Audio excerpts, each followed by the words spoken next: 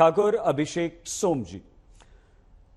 अभिषेक जी, क्यों क्या, अच्छा यही बता दीजिए, आपने पूरी बात सुनी, एक एक बात सुनी, क्या आप सहमत हैं सिद्धार्थ नाथ सिंह जी से, और आप ये क्यों कहते हैं कि ये कार्रवाई बदले की भावना से की जा रही है? देखिए, अगर कोई भी उग्रवादी है और कोई भी दंगाई है, उसका कोई धर्म नहीं मानता हूं मैं, चाहे वो हिंदू है चाहे मुसलमान है, उसको सजा मिलनी चाहिए, बहुत कड़ी सजा मिलनी चाहिए, क्योंकि हम लोग तो राष्ट्रवादी लोग हैं। अगर जो लोग कट्टर हिंदुत्व की बात कर रहे हैं, खुलेआम कह रहे हैं कि हम धर्मांतरण करा देंगे, घर वापसी करा देंगे, नरसिंहानंद सरस्वती जैसे लोग जो हैं वो भी तो देश के लिए खतरा हैं। हम तो कहेंगे उनके ऊपर भी कार्रवाई होनी चाहिए। एफआईआर हुई ना? हुई है, तो उनके साथ जितने भी जुड़े हुए लोग हैं उनकी भी संपत्ति की जांच हो, उनके घरों पे भी बुलडोजर चलना चाहिए। वो भी तो एक समाज के अंदर एक मतलब उसको तोड़ने की बात कर रहे हैं। दूसरी बात, इंस्पेक्टर जो सुबोध कुमार सिंह के जो हत्यारे थे, उनको भारतीय जनता पार्टी ने ब्लॉक प्रमुख बनाया, जो बुलंदशहर हिंसा में अपराधी थे। आप देख लीजिए, उनके घर चिन्हित करके उत्तर प्रदेश सरकार ने उन पे कोई कार्रवाई नहीं की है, वो खुलेआम घूम रहे हैं। तो ये बदले की भावना से ये कार्रवाई की जा रही है। दूसरी बात ये है, बहुत बड़ी बात है, आप देख लीजिए कि अगर कोई पत्थरबाज है तो उसको सजा यहां पे तुरंत दी जा रही है, उस पे एफआईआर करी जा रही है, उसके घर तोड़ दिए जा रहे हैं, तो न्यायपालिका की कोई आवश्यकता नहीं है। सिद्धार्थ जी कह रहे हैं ना अभिषेक जी की, भाई ये तो अवैध निर्माण था, 1 महीने पहले से नोटिस दिया गया था जावेद को, जावेद पंप जो है, ये पत्थरबाजी में तो 100 से ज्यादा लोग गिरफ्तार हुए, कहां सबके घर तोड़े? सर, ये आज ही क्यों, इससे पहले भी जो एजेंसियां हैं वो क्या काम कर रही थी, उनको पहले भी चिन्हित करके पहले बुलडोजर चलाना चाहिए था। पर क्योंकि ये दिखाना चाहते हैं, ये बदले की भावना से एक समाज को दहशत में लाना चाहते हैं, और ये इस चीज को एक पॉलिटिकल प्रॉफिट लेना चाहते हैं। आने वाले इनका एजेंडा है 2024 के चुनाव को लेके। आप देख लीजिए, जो कश्मीर में जो पत्थरबाज थे उनके मुकदमे तो वापिस ले लिए जाते हैं, पर अगर कोई निर्दोष बच्चों को बहका के फुसला के अगर उनसे ये अपराध करा रहा है, आप उन पे कार्रवाई करिए, पर इन बच्चों को तो बख्शिए। पर नहीं, ऐसा नहीं है। ये लोग तोड़ने की राजनीति करते हैं और समाज इसको कतई बर्दाश्त नहीं करेगा। इसका जवाब 2024 में इस देश की जनता इन्हें देगी। और एक बात, बहुत बड़ी बात है, मैं कहूंगा न्यायपालिका को, सर्वोच्च न्यायालय को स्वतः संज्ञान लेते हुए उत्तर प्रदेश सरकार पे कड़ी कार्रवाई करनी चाहिए, एक्सप्लेनेशन कॉल करना चाहिए। ठीक है अभिषेक जी। AK जान साहब हमारे साथ हैं। जान साहब, जो कार्रवाई हुई है बुलडोजर की, सरकार ये कह रही है कि ये अवैध निर्माण की कार्रवाई है, पत्थरबाजी से इसका कोई लेना देना नहीं है। क्या आपको लगता है सर कि ये टाइमिंग गलत हो गई, या ठीक है अवैध निर्माण है लेकिन ऐसे समय पर कार्रवाई की कि इससे आप एक संदेश भी दे रहे हैं, इससे आप ये बता रहे हैं कि पत्थर चलाओगे तो घर तोड़ दिया जाएगा? मानते हैं सर आप इसे? बिल्कुल मानता हूं, बिल्कुल मानता हूं। प्रशासन और पुलिस जो है वो नपुंसक बने थोड़ी बैठे रहेंगे। आप पथराव करिए, आप चोटें पहुंचाइए, आप प्रॉपर्टी डैमेज करिए, PAC के ट्रक को आग लगा दीजिए, गाड़ियों को आग के हवाले कर दीजिए, पुलिस अधिकारियों कर्मचारियों को जिन्होंने आपके ऊपर कोई बल प्रयोग नहीं किया है उनको आप घायल कर दीजिए, आप एक दहशत फैला दीजिए पूरे क्षेत्र के अंदर, और आप कहिए कि साहब हमारे खिलाफ कोई कार्रवाई भी नहीं होनी चाहिए, कोर्ट का इंतजार करिए।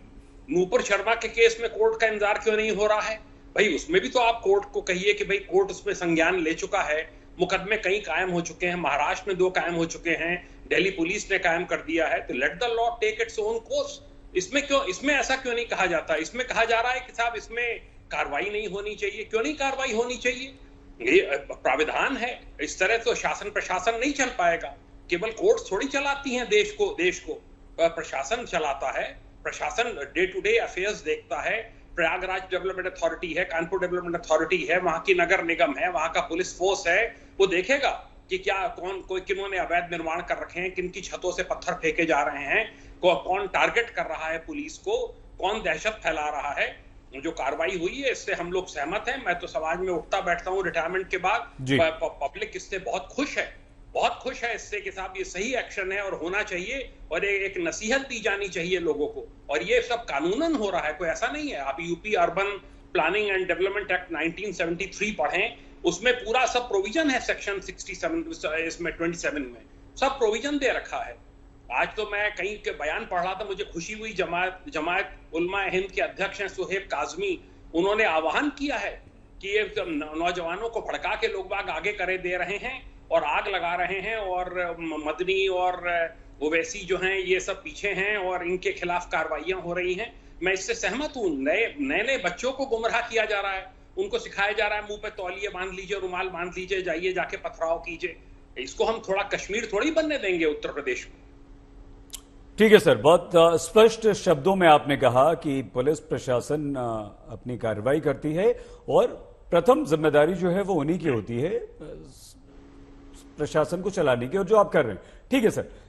संजीव उनियाल जी, उनियाल सर, आपको लगता है कि आज जो कार्रवाई हुई है इसका संदेश कम से कम उत्तर प्रदेश में यह जरूर जाएगा कि आगे जो भी जुमे की नमाज हो उसके बाद लोग निकलकर इस तरह से प्रदर्शन नहीं करेंगे, क्योंकि संदेश दे दिया गया है कि अगर आप बिना आज्ञा प्रदर्शन करेंगे तो कार्रवाई होगी, न सिर्फ एफआईआर होगी, गिरफ्तार होंगे, बल्कि बुलडोजर भी चलेगा। मानते हैं सर आप इसे? अंसारी भाई, वैचारिक और सामाजिक विषय है, इसीलिए इसको अगर हम ठीक से सही परिप्रेक्ष्य में रखेंगे तो अच्छा रहेगा जी। जैसे कि अभी मिनिस्टर साहब भी बता रहे थे, जिनके अंदर डेवलपमेंट उनका बल्कि कंप्लीट एरिया भी है, उन्होंने बताया कि ये डिमोलिशन जो हुई है, ये जो वास्तव में जुम्मे की नमाज के बाद जो टेरर फैलाने वाले लोग हैं, सड़कों पर आ जाने वाले लोग हैं, एक साथ पत्थर इकट्ठे कर कर लोगों के सिर फोड़ने वाले लोग हैं, वर्दी में जवान को जलाने वाले लोग हैं, पीसीआर को जलाने वाले लोग हैं, ये उनमें से एक शख्स नहीं है। ये तो एक महीने वाली एक पुरानी कार्रवाई थी जिसका डिमोलिशन नोटिस इनको गया था, क्योंकि इन्होंने बिना किसी मैप के इस बिल्डिंग को बना रखा था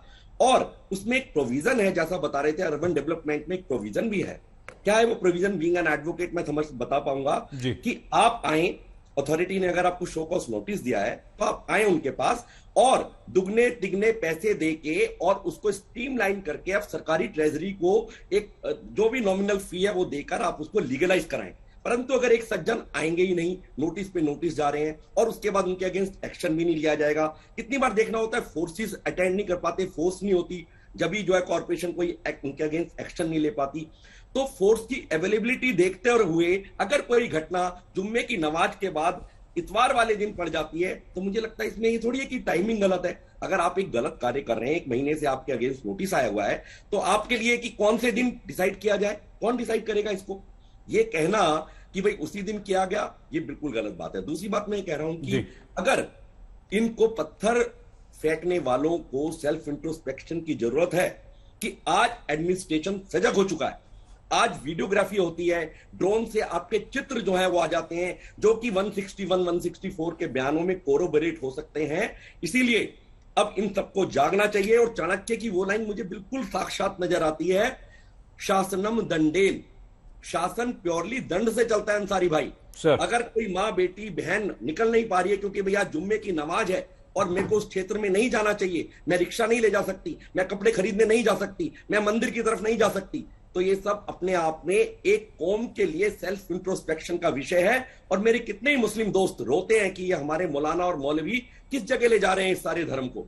वास्तव में तो ये जो जिस तरह से जिस चीजों को बनाकर, जिस चीजों को सेंटर में रखकर कि जुम्मे की नमाज का प्रोविजन था, उस दिन पाक दिन होता है, उस दिन ईश्वर आपकी बात सुनता है, उस दिन तो आपको बिल्कुल 2 और 2.5 के बीच में, क्योंकि उसी दिन आदम का जन्म हुआ, उसी दिन आदम जो है गए, आपकी बात को तो आपकी उपासना को ईश्वर भी मानता है और आपकी देश की उन्नति के लिए, राष्ट्रवाद के लिए ये उपासना करते हैं, ना कि पत्थर फेंकने के लिए करते हैं। संजीव जी, बिल्कुल जैन सर की तरह स्पष्ट शब्दों में आपने अपनी बात यहां पर रख दी और बता दिया कि प्लीज ऐसा ना करिए, आपको देखना होगा, विचार करना होगा, गिरेबान में झांकना होगा।